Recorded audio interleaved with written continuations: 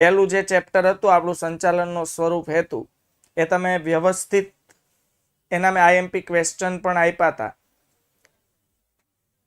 જે તમે ખાસ નોટ કર્યા હશે 2 અને 3 ગુણના.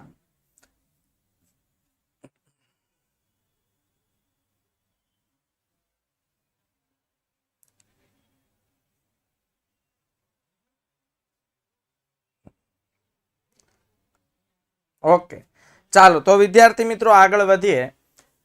આપણે આઈએમપી બેચ છે, પેલા છે ને વિદ્યાર્થીઓ મિત્રો માઇન્ડ ઉપર એક ક્લિયર કટ રાખો. આઈએમપી બેચ છે એટલે મેન જે ટોપિક છે એને જ આપણે આવરી લેવાના છે. આખું ચેપ્ટર આવરી લેવાનું નથી, કારણ કે આખું ચેપ્ટર આવરી લેવા જશું ને તો આઈએમપી પણ નહીં થાય ને આખું ચેપ્ટર પણ નહીં થાય. એટલે મેન ટોપિકની અંદર પાછા જે નાના મોટા ટોપિક આવે છે, 1 માર્ક્સના શોર્ટ ક્વેશ્ચન, એ બધું તમારે કવર કરતું જવાનું છે. એટલે અહીંયા હું મુખ્ય ટોપિક જે ચેપ્ટરનો છે, ચેપ્ટરનું જે મેન હાર્દ કહેવાય, એના વિશે ખાસ તમને ડિટેલમાં સમજૂતી આપવાનો છું. સમજાય છે? આઈએમપી નો મતલબ એ થાય છે.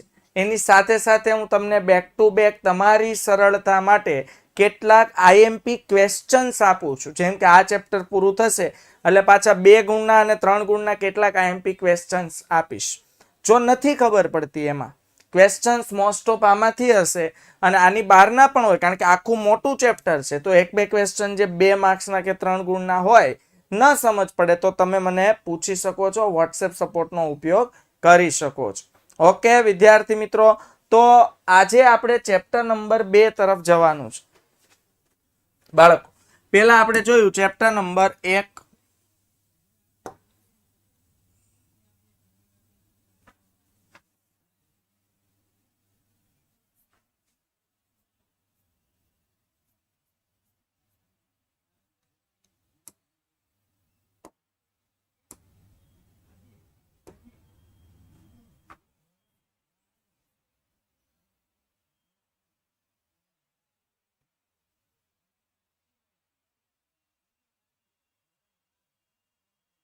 એક મિનિટ વિદ્યાર્થી મિત્રો.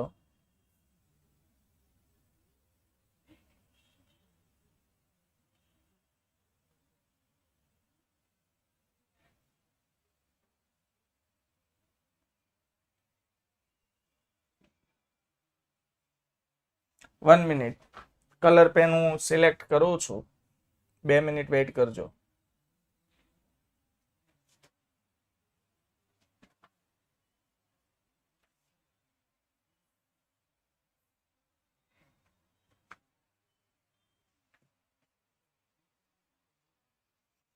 ચાલો તો વિદ્યાર્થી મિત્રો, હા ચેપ્ટર 1 ફિનિશ, જેમાં આપણે 3 મહત્વના ટોપિક જોયા. ઓકે, એવી જ રીતે વિદ્યાર્થી મિત્રો આપણે ચેપ્ટર 2 માં ચેપ્ટરના મહત્વ પ્રમાણે આપણે કામ કરવાના છે. જો કે બધા ચેપ્ટર અતિ મહત્વના છે, પણ કોઈ ચેપ્ટર એવા હોય કે એક સવાલમાં ઘણો બધો કોન્ટેન્ટ આવી જતો હોય, કોઈ ચેપ્ટર એવા હોય કે વધારે પ્રશ્નો આપણે કરવા પડતા હોય છે. એટલે એ પ્રકારે આપણે કામ કરવાના છીએ. જેમ કે સંચાલનના સિદ્ધાંતો. આપણે બાળકો અહીંયા 2 મિનિટના રિવિઝન પેટે જોઈએ તો ગયા વીકમાં આપણે વાત કરી હતી સંચાલનના લક્ષણો વિશે, મહત્વ વિશે. ઓકે, પછી આપણે સંચાલનની વિવિધ સપાટીઓ વિશે જોયું હતું. તો સંચાલનની કેટલી સપાટીઓ છે? 3. ઉચ્ચ સપાટી, મધ્ય સપાટી અને તળ સપાટી. ત્રણેયના કાર્યો વિશે આપણે ચર્ચા કરી હતી અને ત્રણેયના કાર્યો વિદ્યાર્થી મિત્રો એક્ઝામમાં પૂછાઈ શકે 2 માર્ક્સમાં અથવા તો 3 માર્ક્સમાં. અને 2 માર્ક્સમાં આકૃતિ પૂછાય તો નામ નિર્દેશ સહિત તમારે આકૃતિ દોરવાની રહેશે. Okay, clear? ચાલો તો વિદ્યાર્થી મિત્રો આજે આપણે જવાનું છે ચેપ્ટર નંબર 2, સંચાલનના સિદ્ધાંતો.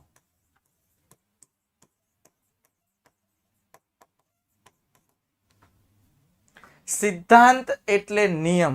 બાળકો, સિદ્ધાંતો કોને કહેવાય? સિદ્ધાંત કોઈ પણ જગ્યા હોય, પછી કોઈ પણ ક્ષેત્ર હોય. કેમ કે સંચાલન આપણે જોયું કે ભાઈ સંચાલન એ બાળકો અત્ર તત્ર અને સર્વત્ર બધે જ છે. સંચાલનની દરેક જગ્યાએ જરૂર પડે છે. એવી રીતે ઘણી બધી એવી જગ્યા છે જ્યાં તમે જો સિદ્ધાંત, નિયમોનું પાલન કરીને ચાલો તો આપણું કામ સરળ પણ બને, ઝડપી પણ બને અને સમયસર આપણે જે તે ચોક્કસ સમય આપણા નિર્ધારિત ગોલ, નિર્ધારિત હેતુ, નિર્ધારિત આપણે જે નિર્ધારણ કર્યું છે કામ ફિનિશ કરવા માટેનું, એ યોગ્ય સમયે આપણે ફિનિશ કરી શકીએ છીએ. તો કહેવાનો મારો મતલબ વિદ્યાર્થી મિત્રો શું છે? સિદ્ધાંતો. સિદ્ધાંત એટલે શું પહેલા એ જોઈએ. સિદ્ધાંત એટલે નિયમ.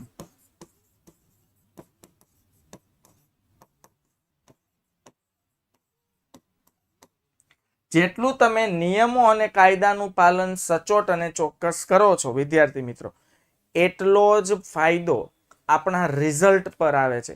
પછી એ ધંધાકીય એકમ હોય કે આપણું એજ્યુકેશન હોય કે આપણા અન્ય કાર્યો હોય. નિયમ અને સિદ્ધાંત પ્રમાણે ચાલીએ. જેમ કે આપણને બાળકો ટ્રાફિકના ઘણા બધા નિયમો સરકાર દ્વારા આપવામાં આવેલા છે. સમજો, સિમ્પલ. એટલે તમને સંચાલનના સિદ્ધાંતોનું શું મહત્વ છે એ સમજાય. સરકાર દ્વારા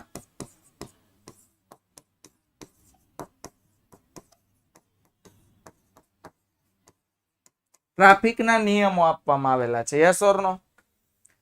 હવે જો બાળકો આ નિયમો, આ સિદ્ધાંતો, જેમ કે ઘણી જગ્યાએ આપણે હાઈવે પર જઈએ એટલે ત્યાં લખેલું હોય કે યુ ટર્ન લેવો નહીં, અથવા સ્પીડ લિમિટ લખેલી હોય. તમે જુઓ, આ તમે આપણે વિદેશોમાં જઈએ ને એટલે રોડ રસ્તા પર એટલી બધી લોકોએ ફેસિલિટીઓ, મતલબ ટેકનોલોજી ગોઠવી છે કે તમે યોગ્ય સ્પીડ લિમિટ લખી હોય કે ભાઈ કાર હોય તો 80 પ્રતિ કિલોમીટર પર કલાક, 1 કલાકના 80 કિલોમીટરની ઝડપે કાર ચલાવવાની. જો એનાથી વધુ ઝડપે તમે કાર ચલાવો છો તો ત્યાં બાળકો એવી સિસ્ટમો છે કે ઓટોમેટિક ઇલેક્ટ્રોનિક ચાલાણ કપાઈ જાય અને આપણે દંડ ભરવો પડે. એટલે ત્યાંનું પબ્લિક નિયમો અને સિદ્ધાંતોનું પાલન કરે છે ને, એટલે ત્યાં ટ્રાફિક થાય તો કુદરતી ઘટના છે, પણ ટ્રાફિક થવાનું પ્રમાણ કેવું રહે છે? ઓછું. કારણ કે સિદ્ધાંતોનું પાલન કરે છે બાળકો. સાથે સાથે બીજો કહું ભાઈ ઘણાના નિયમો હોય કે ભાઈ ત્યાંના લોકોમાં એક નિયમ ફિક્સ છે કે આ દેશ આપણો છે, આપણે એને નીટ, ક્લીન અને સ્વચ્છ અને ચોખ્ખો રાખશું. જ્યાં ત્યાં થૂકીશું નહીં, કોઈ પણ જગ્યાએ કચરો ફેંકીશું નહીં. જો આ સિદ્ધાંતો, આ નિયમોનું એ પાલન કરે છે ને, એટલા માટે દેશ ચોખ્ખો લાગે છે.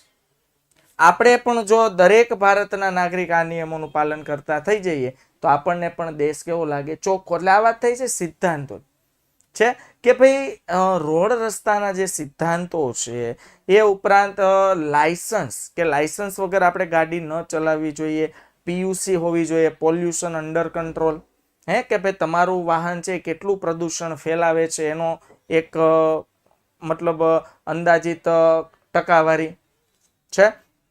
તો બાળકો સરકાર દ્વારા આપેલા ટ્રાફિકના રૂલ્સ, નિયમો અને સિદ્ધાંતોનું જો પાલન કરીએ તો એક્સિડન્ટના પ્રમાણમાં શું થાય છે? ઘટાડો. ધંધામાં પણ એવું જ. ધંધામાં સંચાલકો દ્વારા સંચાલન કરવામાં આવે છે. પહેલો નિયમ શું છે? સંચાલકો દ્વારા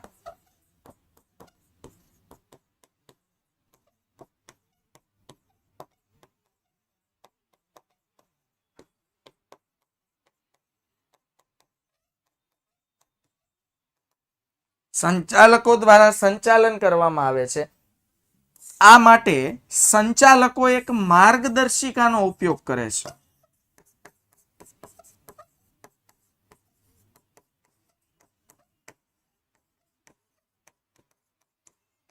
હવે મારે તમને એ ન સમજાવવું પડે કે સંચાલકો એટલે કોણ. એ આપણે જોયું હતું કે ઉચ્ચ સપાટીએ જે બિરાજમાન હોય, CEO, managing director, general director, આ બધા સંચાલકો છે. તો માર્ગદર્શિકાનો ઉપયોગ કરે છે. બાળકો, માર્ગદર્શિકા એટલે શું? ચાલો એના હું તમને તમારા વ્યવહારુ 2-3 ઉદાહરણ આપું એટલે તમને સમજ પડે કે માર્ગદર્શિકા એટલે શું. એવી રીતે પ્રોપર સંચાલન કરવા માટે માર્ગદર્શિકાની જરૂર પડે. અને આ માર્ગદર્શિકા શેની છે? માર્ગદર્શિકા એટલે તમને રસ્તો બતાવે. નિયમ તમને ખબર પડે તો ખબર પડે કે આ રીતે મેનેજમેન્ટ કરવાથી ધંધાકીય એકમમાં નફાના પ્રમાણમાં વધારો શક્ય છે. સમજાય છે? તો સાંભળો, તમે બાળકો કોઈ ઇલેક્ટ્રોનિક સાધન ખરીદ્યું તો ઇલેક્ટ્રોનિક સાધનનું જેવી રીતે તમે અનબોક્સિંગ કરશો ને, એટલે એની અંદરથી એક માર્ગદર્શિકા પુસ્તક છાપેલું નીકળશે, મતલબ નાની ચોપડી અથવા તો એક આખું કાગળ કે જેની માર્ગદર્શિકા છે. તો આ માર્ગદર્શિકા કહેવાય. એની અંદર તમને ઇલેક્ટ્રોનિક જે મશીન છે સ્ટાર્ટ કરવાની પ્રાઇમરી વસ્તુ, પ્રાઇમરી થિંગ, પછી જેમ કે તમે લેપટોપ ખરીદો છો તો લેપટોપમાં કયા કયા પોર્ટ આપેલા છે, યુએસબી પોર્ટ કેટલા છે, લેન પોર્ટ, આ રીતે અલગ અલગ પોર્ટ વિશે તમને નોલેજ મળશે એ માર્ગદર્શિકા વાંચવાથી.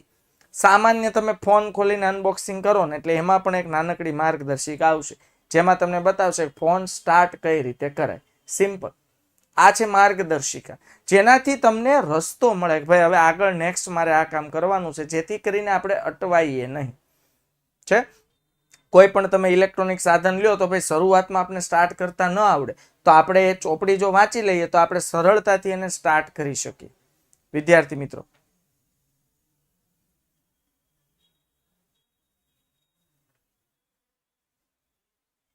સમજાય છે?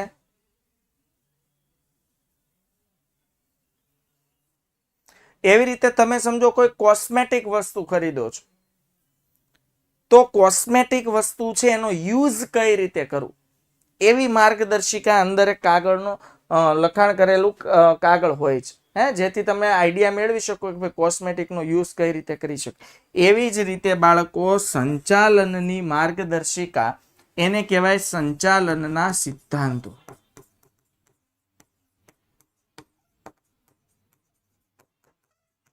સંચાલનની માર્ગદર્શિકા એટલે વિદ્યાર્થી મિત્રો સંચાલનના સિદ્ધાંતો.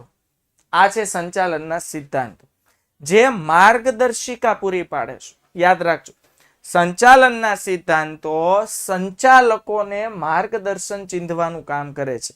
તો હવે આ સંચાલનના આધુનિક સિદ્ધાંતો આપનાર છે ફ્રેડરિક વિન્સલો ટેલર, હેનરી ફેયોલ, બરોબર છે.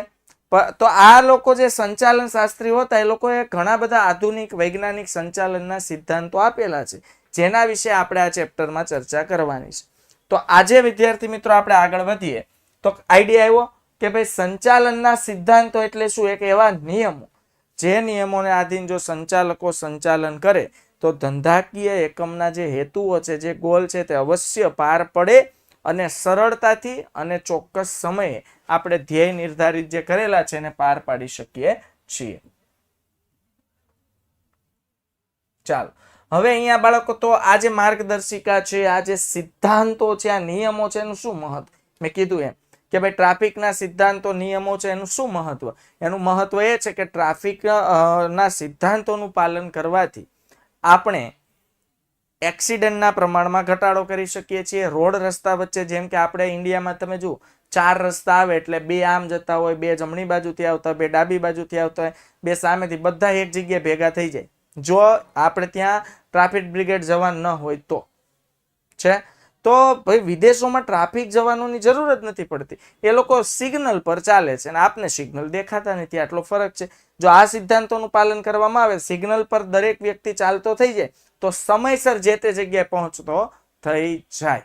ઓકે, તો એવી જ રીતે સંચાલનના સિદ્ધાંતોનું પણ મહત્વ છે. જેમ કે સંચાલકીય કાર્યક્ષમતામાં વધારો. જેમ કે જે સંચાલકો છે આ પૂછાય છે પરીક્ષામાં 3 માર્ક્સમાં. પહેલા એ કહી દો, 3 માર્ક્સમાં પ્રશ્ન પૂછાય સંચાલનના સિદ્ધાંતોનું મહત્વ જણાવો. મહત્વ એટલે ફાયદા. વિદ્યાર્થી મિત્રો ક્લિયર થાય છે? મહત્વ એટલે ફાયદા. તો સંચાલનના સિદ્ધાંતોના શું ફાયદા છે, શું મહત્વ છે? કે ભાઈ સંચાલકીય કાર્યક્ષમતામાં વધારો થાય છે. સંચાલકીય જે કાર્યક્ષમતા એટલે સંચાલકો જે કામ કરે છે, હવે આપને ખબર છે કે ભાઈ સંચાલકો છે તે યોગ્ય કાર્યક્ષમતા વાળા, વિદ્વાન, આપણે તે દિવસે વાત કરી હતી ને, હવે એમાં પછી સૂઝબૂઝ વાળા, બુદ્ધિશાળી હોવા જોઈએ, ચતુર હોવા જોઈએ. તો એ લોકો એની કાર્યક્ષમતાથી કામ કરતા જ હોય, પણ એ જે કાર્યક્ષમતાથી કામ કરે છે એના કરતા વધુ સારી કાર્યક્ષમતાથી કામ કરે. યસ, મહત્વ એટલે લાભ થાય. જો અહીંયા લખેલું છે ફાયદા મીન્સ લાભ. સંચાલનના સિદ્ધાંતોનું મહત્વ કયો, એના ફાયદા કયો કે એના લાભ કયો, બે એક જ છે. ફાયદો એટલે લાભ. આપણે કહીએ ને કે મને શું ફાયદો થાય અથવા મને શું લાભ થાય. ઓકે, તો બાળકો સંચાલકીય કાર્યક્ષમતામાં વધારો થાય છે. એટલે સંચાલકો જે કાર્યક્ષમતાથી કામ કરે છે એના કરતા વધુ સારી કાર્યક્ષમતાથી કામ કરી શકે છે. બીજું છે સંસાધનોનો ઇષ્ટતમ. અહીંયા આપણે આ શબ્દ સમજવાના છીએ કે ભાઈ એક માર્ક્સમાં પ્રશ્ન પૂછાય કે ભાઈ સંસાધનોનો ઇષ્ટતમ ઉપયોગ એટલે શું, એ હમણાં આપણે ડિટેલમાં સમજીશું એટલે વાત કરીશું. તો બાળકો સિદ્ધાંતો જ્યારે આપણી પાસે હોય ને ત્યારે આપણી પાસે રહેલા સાધનોનો આપણે મહત્તમ ઉપયોગ કરી શકીએ, નિયમો આને આધીન, સિદ્ધાંતોને આધીન, અને અસરકારક વહીવટ. સંચાલનના સિદ્ધાંતોની મદદથી આપણે ધંધાકીય એકમનો જે વહીવટ છે એ ખૂબ અસરકારક રીતે અને કાર્યક્ષમ રીતે કરી શકીએ છીએ. વૈજ્ઞાનિક અને તાર્કિક નિર્ણયો માટે મદદરૂપ. બાળકો વૈજ્ઞાનિક તો સિદ્ધાંતોને આધીન નિર્ણય લેવા પડે ને વિજ્ઞાન કામ આવે. જોઈ લો, વિજ્ઞાન ક્યારે તથ્યો સનાતન સત્ય પર આધાર રાખે છે અને બાળકો કેટલીક વાર ધંધાકીય એકમમાં તાર્કિક નિર્ણયો લેવા પડે. તાર્ક એટલે તર્ક. તર્ક કોને કહેવાય કે આપણે ઘણી વાર વિચારતા આમ કરીએ તો કેમ થાય, તો આવું જ્યારે વિચારતા હોય ત્યારે આપણે સંચાલનના સિદ્ધાંતોનું જો પાસું સમજી ગયા હોય તો નિર્ણય લેવામાં સરળતા રહે છે. તો એ હમણાં આપણે ડિટેલમાં જોઈશું. નંબર 4, બદલાતા જતા ધંધાકીય પર્યાવરણને પહોંચી વળો. હવે બાળકો ધંધાકીય પર્યાવરણ બદલાઈ ગયું છે, પેલા જેવું નથી. પેલા જૂની ટેકનોલોજી, ધંધાકીય સ્વરૂપો નાના હતા. હવે બાળકો લોકો પોતાની સૂઝબૂઝ, આવડતથી, કૌશલ્યથી ધંધાકીય એકમનો વિસ્તાર વધારતા ગયા છે. ધંધો વધતો ગયો છે, ધંધાકીય એકમના સ્વરૂપો બદલાતા ગયા છે. તો આ ધંધાકીય એકમનું જે પર્યાવરણ છે એ બદલાયું છે.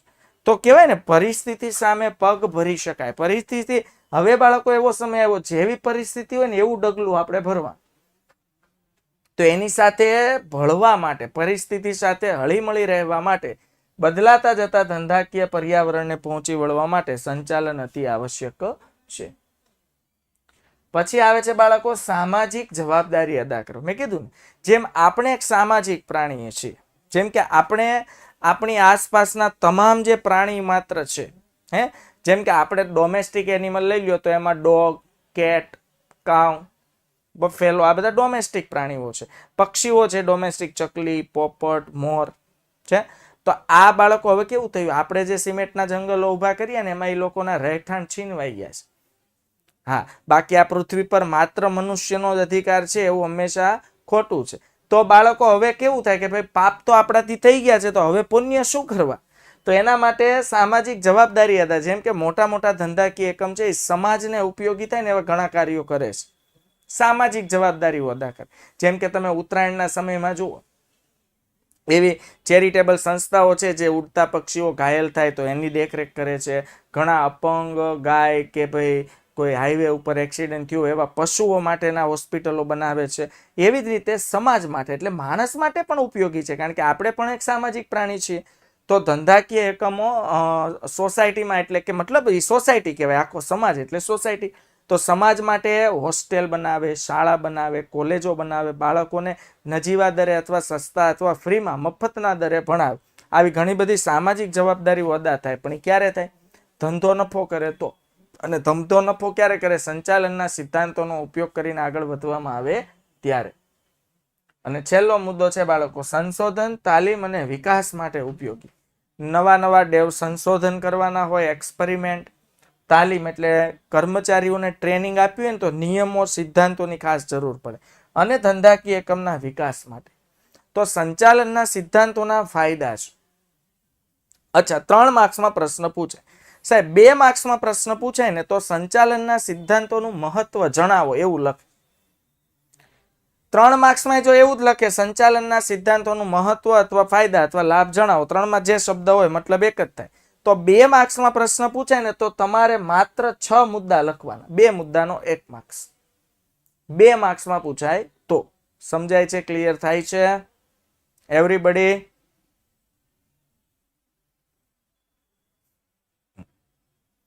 Okay, done.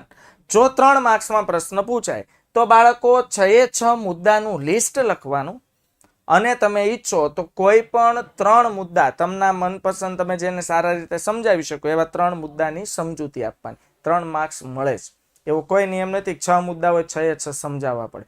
ગુણભાર પ્રમાણે ચાલવાનું. પછી તમે 3 માર્ક્સના પ્રશ્નમાં 6 મુદ્દા સમજાવવા બેસો એટલે 2 સવા 2 પેજ ભરાય, અને 2 સવા 2 પેજ ભરાય એટલે સ્વાભાવિક છે છેલ્લે સેક્શન જે 5 ગુણનો છે એ બાકી રહી જાય, અને એ જે આવડતું હોય બાકી રહી જાય ને એ મોટામાં મોટી ભૂલ કહેવાય.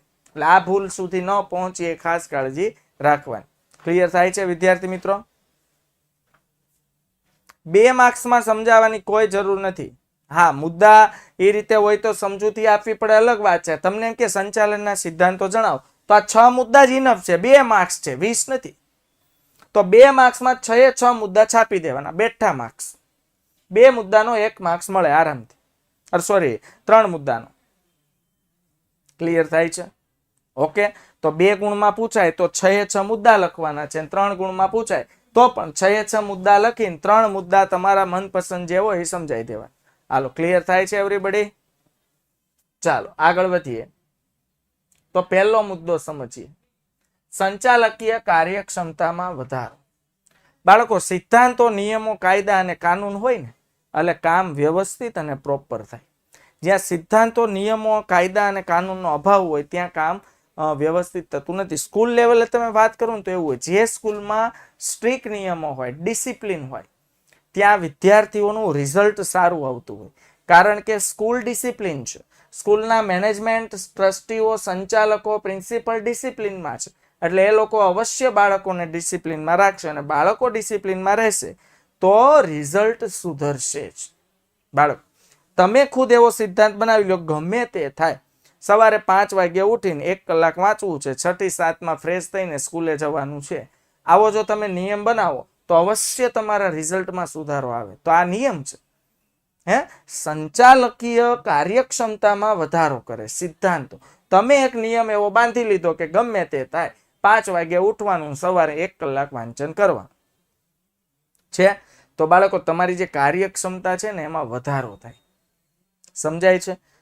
અને તમે જે કામ કરો છો એ કામ વધુ સારી રીતે, સરળતાથી અને ઓછા સમયમાં તમારા હેતુઓ, ગોલ જે છે તમે અવશ્ય સિદ્ધ કરીશો. તો અહીંયા શું લખ્યું છે કે ભાઈ સંચાલકીય કાર્યક્ષમતામાં વધારો થાય. તો સંચાલનના સિદ્ધાંતો સંચાલકોને વિવિધ પ્રકારની પરિસ્થિતિમાં કેવી રીતે કાર્ય કરવું તે માટે માર્ગદર્શન પૂરું પાડે છે. આવ્યું બાળકો? સિદ્ધાંતો છે ને એ માર્ગદર્શન પૂરું પાડે. પાલન કરવું કે નહીં આપણા પર છે, પણ જો પાલન કરશું, માર્ગદર્શિકાનો ઉપયોગ કરશું તો આપણે અવશ્ય આપણા હેતુઓ સરળતાથી સિદ્ધ કરી શકશું. તો અહીંયા શું લખ્યું છે કે ભાઈ સંચાલકીય કાર્યક્ષમતામાં વધારો. સંચાલનના સિદ્ધાંતો સંચાલકોને વિવિધ પ્રકારની પરિસ્થિતિમાં કેવી રીતે કાર્ય કરવું તે માટે માર્ગદર્શન, નોલેજ પૂરું પાડે છે. વિવિધ પરિસ્થિતિ. હવે બાળકો, ધંધાકીય એકમ છે, બહુ મોટું કામકાજ છે, તો આવા સમયમાં વિવિધ પરિસ્થિતિઓ આવી પડે. તેજી મંદીનો સમય આવે બાળકો, તો મંદી આવે તો કઈ રીતે નિર્ણયો લઈને ધંધાકીય એકમ કન્ટિન્યુ કરી શકાય, કર્મચારીઓને કઈ રીતે સાચવવા, અઢળક પરિસ્થિતિઓ એનો સામનો કરવા માટે માર્ગદર્શિકાની જરૂર પડે. તો એ છે સંચાલન ના સિદ્ધાંતો.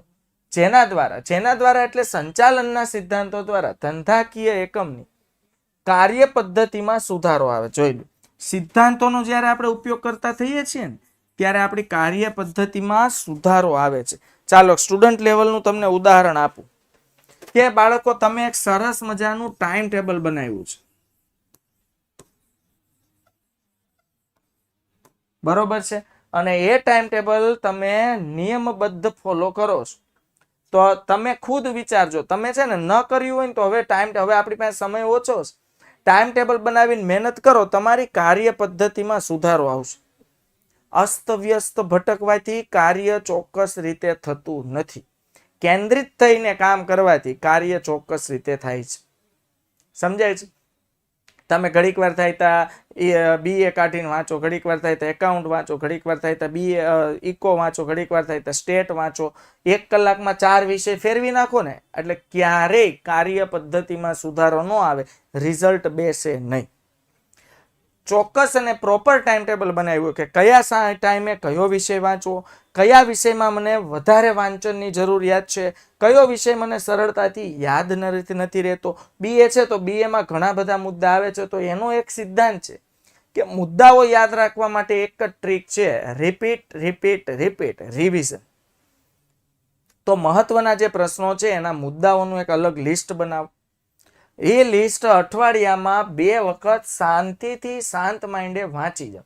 હવે એટલું વાંચતા મૂળ અડધી કે પોણી કલાક થાય, અથવા અઠવાડિયામાં એક દિવસ એવો પસંદ કરો જેમાં તમે મુદ્દા વાંચો છો. જો આવી પ્રેક્ટિસ તમે ડેઈલી રાખી હોત, વર્ષ શરૂ થયું ત્યારથી કરી હોત, તો ત્યારે પહેલું ચેપ્ટર હતું, પછી બીજું, પછી ત્રીજું, ચેપ્ટર એ ઓછા હતા. હવે આપણી પાસે ચેપ્ટર એ વધુ છે, પણ દેર આયે દુરસ્ત આયે. હજુ કાંઈ મોડું થયું નથી. હજુ એક એવી માર્ગદર્શિકા જાતે બનાવો, પુસ્તિકા, અને એમાં આપણા બીએના મુદ્દા લખી નાખો. ચાવી આવતી હોય ને ચાવી સહિત દર અઠવાડિયે એક વાર વાંચી જાઓ, મોઢે કરી જાઓ. નથી યાદ રહેતું, લખીને મોઢે કરો, તો જ મુદ્દા યાદ રહે. આમાં બીજું કાંઈ ચમત્કાર ન હોય બેટા. તમને બટાવે એમ લાગતું હોય કે ભાઈ સાહેબ કરાવી દે, સાહેબ તમને માર્ગદર્શન પૂરું પાડે, પુશઅપ કરે, સમજૂતી આપે. યાદ તમારે રાખવાનું છે, કારણ કે પેપર તમારે રાખવાનું. પણ યાદ કેમ રખાય હું તમને કહેતો જાવ. લ્યો, તમારું કામ એ સરળ બનાવતો જાવ કે ભાઈ આ ટ્રીક ફોલો કરો, આ સિદ્ધાંત, આ નિયમ ફોલો કરો તો યાદ સરળતાથી રહે. તો આ એક જ વિકલ્પ છે. ઘણાના પ્રશ્નો એવા છે કે સર મુદ્દા યાદ નથી રહેતા. તો મુદ્દા યાદ રહેવાનો એક જ સિદ્ધાંત અને નિયમ, જેમ સંચાલનના સિદ્ધાંતો છે એમ મુદ્દા યાદ રાખવાનો એક સિદ્ધાંત છે, રિપીટ રિપીટ એન્ડ રિપીટ. તો એ થઈ જાવ, શરૂ થઈ જાવ. એના માટે અલગ ચોપડો બનાવો મુદ્દાનો અને વાંચતા થઈ જાવ.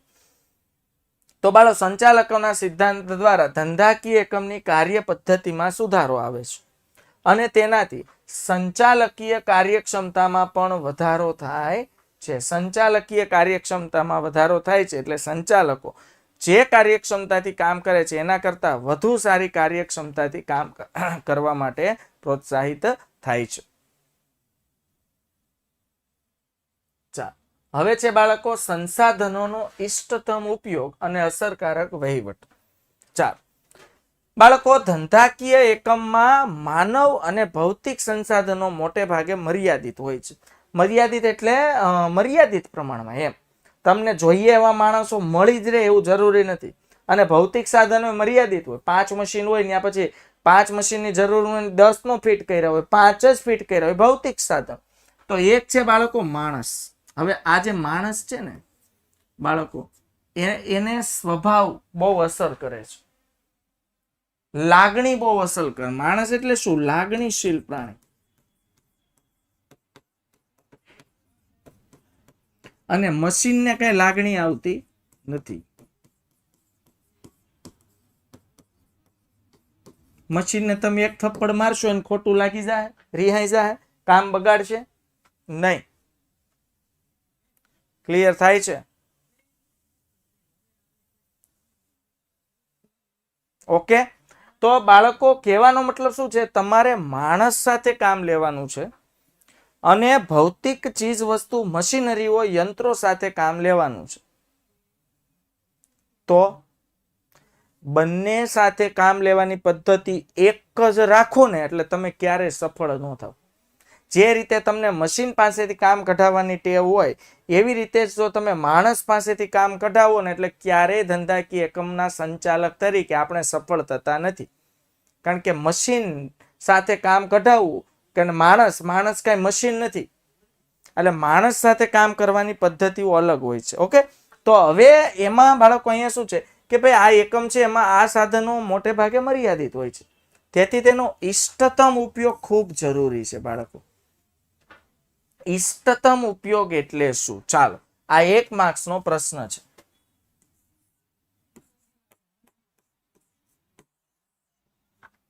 ઇષ્ટતમનો અર્થ એવો થાય છે કે સંસાધનોનો, માનવ એટલે કે સજીવ સંસાધનો કે ભૌતિક સંસાધનો, સંચાલનના સિદ્ધાંતો દ્વારા, એટલે સંચાલનના જે સિદ્ધાંતો છે તેનો ઉપયોગ કરીને એવી રીતે ઉપયોગ કરવો, એટલે કે આ જે માનવ અને ભૌતિક સાધનો છે એનો સંચાલનના સિદ્ધાંતો દ્વારા એવી રીતે ઉપયોગ કરવો કે જેથી ઓછામાં ઓછા ખર્ચે વધુમાં વધુ લાભ મેળવી શકાય.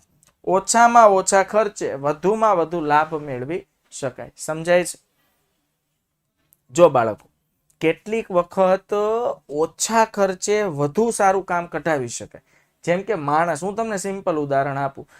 સમજો આપણો ધંધો હાલો કંપની લેવલે નહીં, નાના ધંધાકીય લેવલે વિચારો કે ભાઈ આપણે ધંધાકીય એકમ ચલાવીએ છીએ. ઓકે, આપણા જેમ કે આપણે ગુજરાતમાં તમે જુઓ બાળકો, રોજગારીની તકો બહુ વધારે છે. એટલે યુપી, બિહાર જેવા જે રાજ્યોના લોકો છે તે આ કર્મચારીઓ કામદારો છે તે આપણે ત્યાં ગુજરાતમાં કામ કરવા માટે આવે છે. હવે આ લોકો પાસે આપણે અઢળક કામ કરાવીએ છીએ, પણ બાળકો ક્યારેક ક્યારેક અઠવાડિયામાં 1 વાર કે 2 વાર જો તમે એને નાસ્તો કરાવી દો, દિવાળી આવે તો સામાન્ય બોનસ આપો, એ લોકોને રહેવાની સુવિધા કરી આપો. જો આપણા ધંધાકીય એકમમાં જગ્યા હોય ને તમે ત્યાં જ એ લોકોને રહેવાની પરમિશન આપો, તો બાળકો એ લોકો એટલા ખંત અને મહેનતથી કામ કરે છે, બહુ અઢળક પરસેવો પાડીને કામ કરે છે. તો આ શું થાય કે ભાઈ કેટલીક વખત તમે કામ કઢાવતા આવડવું જોઈએ એમ. હવે આ વ્યક્તિને તમે જો આવી રીતે ટ્રેન કરતા હો, આવી રીતે સાચવતા હો, તો કેટલીક વખત જો તમારે ઓવરટાઈમ કરાવવો પડે, સમજો ને કે ભાઈ 8 થી 8 ની શિફ્ટ હોય તો કેટલીક વખત 9 વાગ્યા સુધી કામ કરજો. કે આપણે 9 વાગ્યા સુધીનો પગાર આપવાના જ હોય, પણ એ લોકો થાકી ગયા હોય ને તો એ ના નહીં પાડે કે હા હા સેટ અમે કરી નાખશું. છે મશીનરીનો ઇષ્ટતમ ઉપયોગ એટલે શું બાળકો? મશીનરી બિનજરૂરી ફાજલ ન પડ્યું રહે. જેમ કે આપણી પાસે 5 મશીન હોય અને આપણે માર્કેટમાંથી માલ 3 જ મશીનનો લાવતા. જેમ કે ચાલો અમારે સુરત કાપડ ઉદ્યોગ તરીકે જાણીતું છે, તો બાળકો સુરતમાં એમ્બ્રોડરીના મશીન છે. તો એમ સમજો કે કંપની પાસે 5 મશીન છે, તો 5 મશીન કાર્યરત રહીને એવી કોશિશ કરો તો તમે સાધનોનો ઇષ્ટતમ ઉપયોગ કર્યો. કે કેટલીક વાર કેવું થાય, માર્કેટમાંથી આપણને માલ મળતો હોય એમ્બ્રોડરી વર્ક કરવા માટે 3 મશીન, 2 મશીન એમને નવરા પડ્યા હોય. હવે એ 2 મશીન ને કારીગરો આપણે રાખ્યા જ છે, તો એ કારીગરો એ નવરા પડ્યા છે. તો કારીગર તો ધંધાકીય એકમમાં આવે એટલે પગાર આપવો જ પડે. તો ક્યારેક એ 2 મશીનનો માલ મળે છે, ક્યારેક નથી મળતો. તો બાળકો એવી સુવિધા કરો કે માર્કેટમાં જઈને 5 મશીનો, નવા વેપારી બાંધવા પડે તો બાંધો, નવી ટેકનોલોજી લાવવી પડે તો લાવો, નવું વિચારવું પડે તો વિચારો. તો સાધનોનો જો તમે ઇષ્ટતમ ઉપયોગ કરશો, એટલે 5 મશીન છે ને 5 મશીન કાર્યરત હોય, તો 5 મશીનમાં પ્રોડક્શન નીકળે ને તો કર્મચારીઓનો પગાર દેવો પોસાય. આ ઇષ્ટતમ ઉપયોગ.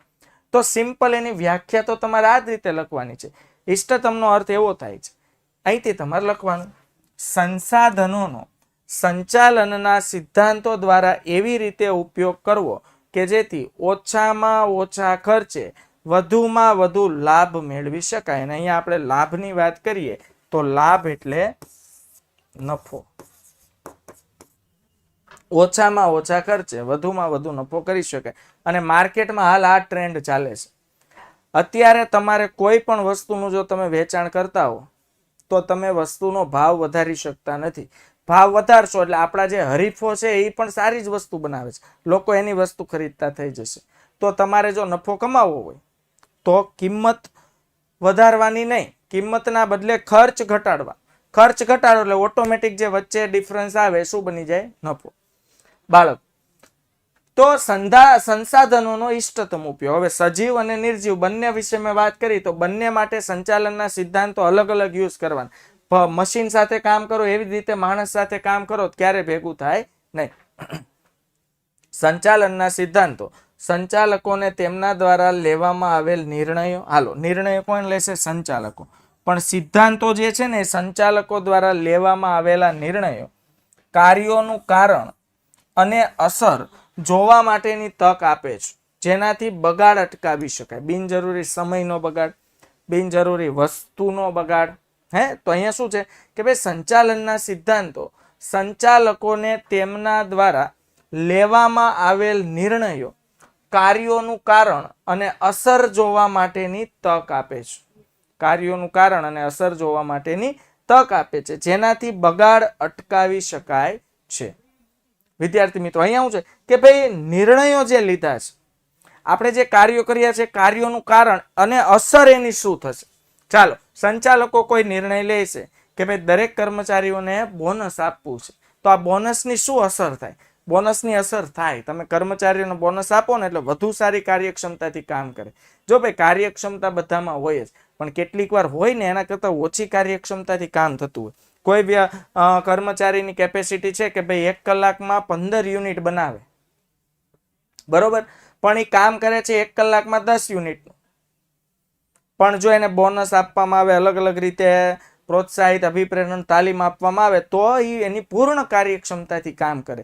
તો બોનસનો નિર્ણય લીધો છે, તો એની અસર શું જોવા મળશે એ માટેની તક કોણ આપે છે? સંચાલનના સિદ્ધાંતો, જેથી કરીને આપણે બિનજરૂરી બગાડ અટકાવી શકીએ છીએ.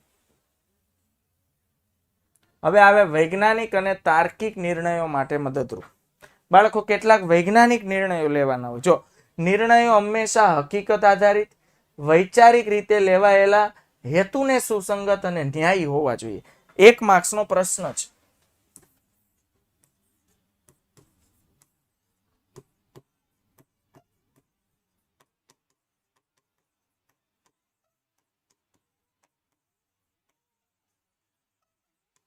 કે નિર્ણયો કેવા હોવા જોઈએ?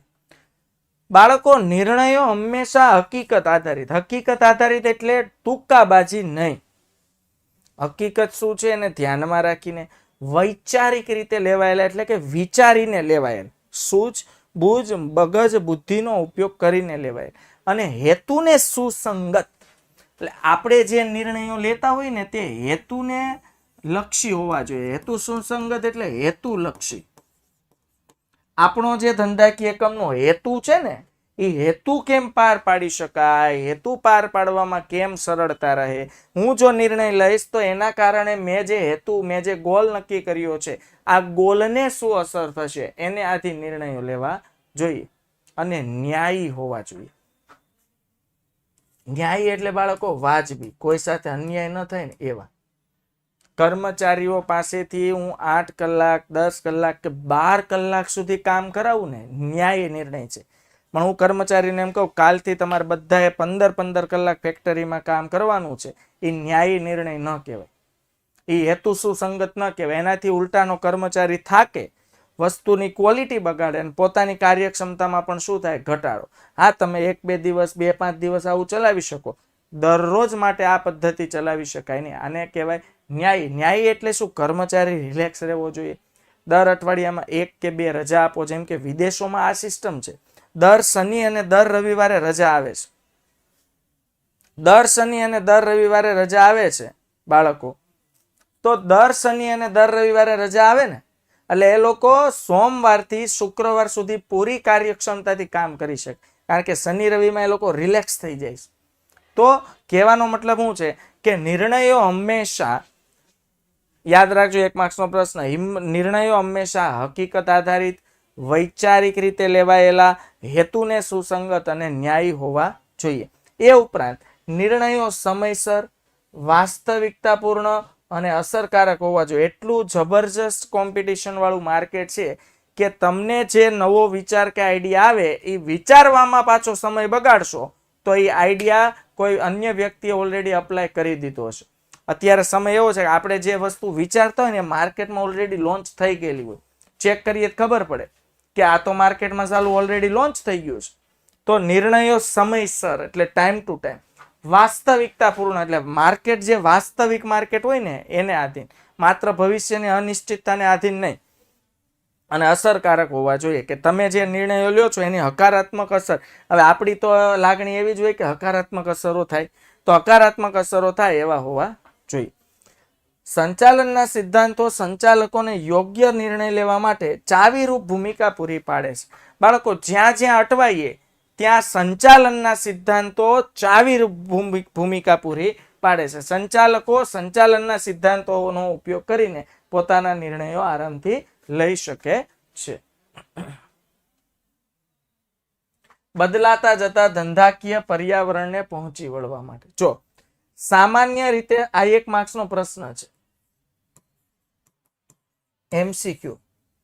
સામાન્ય રીતે સંચાલનના સિદ્ધાંતો એ સામાન્ય માર્ગદર્શિકા જ છે. સામાન્ય માર્ગદર્શિકા એટલે લેક્ચર શરૂ થયો ને એ પહેલા સમજાવી દીધું માર્ગદર્શિકા એટલે શું. કોસ્મેટિક વસ્તુ હોય તો એના બોક્સમાં એક માર્ગદર્શિકા હોય. ઇલેક્ટ્રોનિક સાધન ખરીદો, અનબોક્સિંગ કરો એટલે એક માર્ગદર્શિકા નીકળે. એમ પ્રોપર સારું અને બેસ્ટ સંચાલન કરવા માટેની માર્ગદર્શિકા એટલે સંચાલનના સિદ્ધાંતો. બદલાતી જતી પરિસ્થિતિમાં બદલાતા જતા ધંધાકીય પર્યાવરણને પહોંચી વળવા સંચાલનના સિદ્ધાંતોની જરૂરિયાત ખાસ ઊભી થાય છે. સમય બદલાતો જાય છે, નવી નવી ટેકનોલોજી, નવા નવા માણસો સાથે, એજ્યુકેટેડ માણસો સાથે કામ કરવાનો સમય આવી ગયો છે. પેલા હુકમશાહી ચાલતી, હવે હુકમશાહી ન ચાલે. તો આવા સંજોગોમાં સંચાલનના સિદ્ધાંતોનો ઉપયોગ કરીને કાર્ય કરવામાં આવતું હોય છે. સામાજિક જવાબદારી જોજો. ધંધો ખાલી ધંધાનું જ કામ કરે અને પોતાના નફા પ્રત્યે વિચારે એવું નહીં.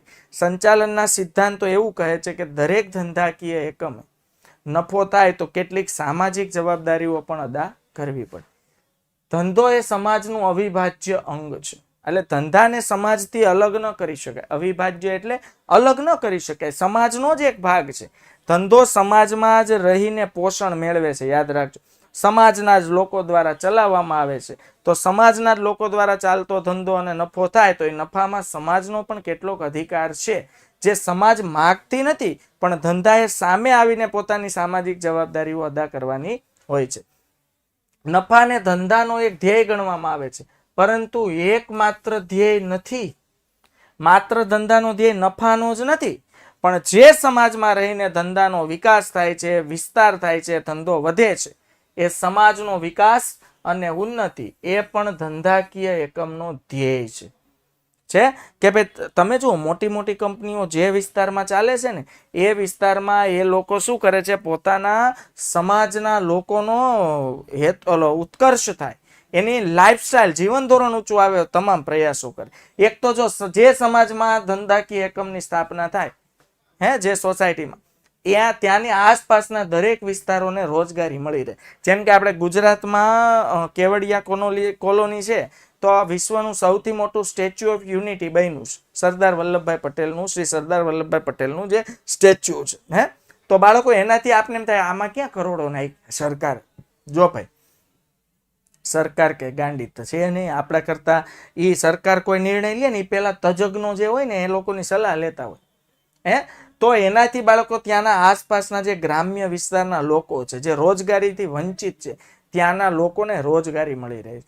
બાળકો ત્યાં એમ તમે જુઓ ને તો લેડીઝ લોકો રિક્ષા ચલાવે છે, ઇલેક્ટ્રિક રિક્ષા, લોકોને એક જગ્યાએથી અન્ય જગ્યાએ લઈ જવા માટે. તો રોજગારીની ઘણી બધી તકો ઊભી થાય છે. તો આ ધંધાકીય એકમ એક સામાજિક જવાબદારીઓ અદા કરી કહેવાય. સંચાલનના સિદ્ધાંતોના અસરકારક અમલ દ્વારા ધંધાકીય એકમ સરળતાથી સામાજિક જવાબદારીનું લક્ષ્ય સિદ્ધ કરી શકે. જો ધંધાકીય એકમ અને ધંધાકીય એકમના સંચાલકો સંચાલનના સિદ્ધાંતોનો ઉપયોગ કરીને ધંધાકીય એકમને બૂસ્ટ કરશે, ધંધાકીય એકમને આગળ લઈ જશે, તો ધંધાકીય એકમમાં મેક્સિમમ નફો થવાની સંભાવના વધશે. અને નફો થશે તો ધંધાકીય એકમને સામાજિક જવાબદારી અદા કરવા મુશ્કેલી પડશે નહીં. કારણ કે થાય એવું, નફો થાય તો સમાજને, આપણે ખાવાના પોતાને ખુદને ઘટતા હોય તો બીજાને કેમ આપવા, પ્રશ્ન ન્યા આવીને ઉભો રહે. તો બેસ્ટ નફો કમાવા માટે સંચાલનના સિદ્ધાંતો અતિ આવશ્યક છે. બેસ્ટ નફો કમાવો એટલે તમે સરળતાથી તમારી સામાજિક જવાબદારીનું લક્ષ્ય અદા કરી શકો છો. સામાજિક જવાબદારી એટલે સમાજમાં ધંધો કરીને નફો કમાઈને ધંધાના લોકો, સમાજના લોકો માટે તમે સ્કૂલ બનાવી શકો છો, હોસ્પિટલો બનાવી શકો છો, હોસ્ટેલ બનાવી શકો છો, બાગ બગીચાઓ બનાવી શકીએ છીએ. પછી બાળકો સંશોધન, તાલીમ અને વિકાસ માટે ઉપયોગી નિયમો હોય ને, નિયમો, જેમ કે આલ્બર્ટ આઇન્સ્ટાઈને આ સૂત્ર આપ્યું છે, E = mc². હવે આપણને આમાં જરાય નથી ખબર, કારણ કે આપણે કોમર્સ વાળા છીએ, પણ એમ કહેવાય કે ભાઈ E = mc². આ ફિઝિક્સનું જે આ સૂત્ર છે, આ સૂત્ર પરથી ત્યાર પછીના જે વૈજ્ઞાનિકો છે ને એને હજારો સંશોધનો કરી નાખ્યા છે લોકોના, સમાજના, દેશના, વિશ્વના વિકાસ માટે છે. તો આ સંશોધન માટે સિદ્ધાંત બહુ જરૂરી છે. આ એમ સૂત્ર કેવું જોવામાં નાનું અમતું લાગે, E = mc². આલ્બર્ટ આઇન્સ્ટાઈનની આખી જિંદગી વહી ગઈ આ સૂત્ર બનાવવાનું, ત્યારે મહાન વૈજ્ઞાનિક સાબિત થયા. એવી રીતે સંચાલનના સિદ્ધાંતોના ઉપયોગ દ્વારા તાલીમ, શિક્ષણ, વિકાસનું કાર્ય શક્ય બને છે. તાલીમ એટલે ટ્રેનિંગ, શિક્ષણ, એજ્યુકેશન. તમે જુઓ, જે કર્મચારીઓને કામ ન આવડતું એ લોકોને કામ શીખવો ને, ના શું કામ પાડો છો? કર્મચારીને કર્મચારી તરીકે ધંધાકીય એકમમાં રોકો, એને કામ શીખવો, તાલીમ આપો, ટ્રેનિંગ આપો, શિક્ષણની જરૂર પડે ત્યાં એજ્યુકેશન આપો, તો જ ધંધાકીય એકમનો વિકાસ થાય. જો હવે વિવિધ ધંધાકીય એકમમાં કર્મચારીની નિમણૂક માટે અભિરુચિ કસોટી લેવામાં આવે છે. બાળકો આગળ ચેપ્ટરોમાં આવશે, અત્યારે કહી દો. અભિરુચિ કસોટી એટલે કર્મચારીઓને કયા કામમાં રસ છે. પેલા છે ને એવું નહોતું, કર્મચારીની જરૂર હોય ને બોલાવી લેવાય, પછી જેને નથી આવડતું એને એ કામ સોંપવામાં આવે. ક્યારે શક્ય બનતું નથી. ક્લિયર થાય છે? હવે તમે સમજો, જે વ્યક્તિ ફિઝિક્સ વિષયનો પારંગત હોય એને તમે બાયોલોજી વિષય આપી દો તો એને ન્યાય આપી શકશે નહીં.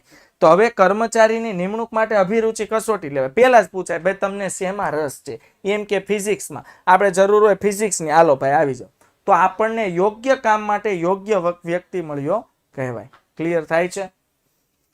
આ અભિરુચિ કસોટી એ સંશોધનથી તૈયાર કરવામાં આવેલ હોય છે. અભિરુચિ કસોટી પણ શાંતિથી બેસીને સંશોધન આધીન હોય છે, જેથી કર્મચારીઓ પ્રશ્નોના જવાબ આપે ને ખબર પડી જાય કોને કેટલામાં ઇન્ટરેસ્ટ છે. અને સંચાલનના સિદ્ધાંતોના અમલ દ્વારા તેનો ઉપયોગ કરી યોગ્ય કર્મચારીની નિમણૂક કરવામાં આવે છે. અને સંચાલનના સિદ્ધાંતોનો અમલ કરી યોગ્ય કર્મચારી નિમણૂક થાય તો યોગ્ય, પ્રોપર અને બેસ્ટ કામ થાય. અને બેસ્ટ કામ થાય એટલે હેતુ જે આપણે નક્કી કર્યા છે, ધ્યેય જે નક્કી કર્યા છે, તે સરળતાથી પાર કરી શકીએ. સમજાય છે વિદ્યાર્થી મિત્રો? હાલો એવરીબડી, યસ ઓર નો?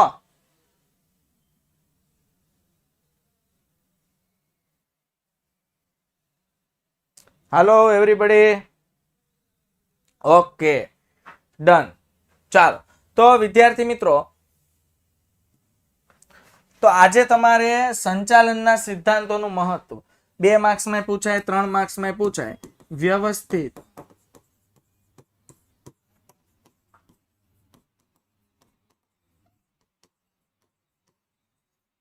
કેવી રીતે વાંચવાનું, મુદ્દા કઈ રીતે યાદ રાખવાના, અંદર 1-1 માર્ક્સના કેટલા પ્રશ્નો છે એ ખાસ તૈયાર કરવાના રહેશે. ઓકે, તો આવતીકાલે ફરીથી મળશું. ત્યાં સુધી વિદ્યાર્થી મિત્રો આવજો. Bye bye, take care, C you. જય હિન્દ, ભારત માતા કી જય.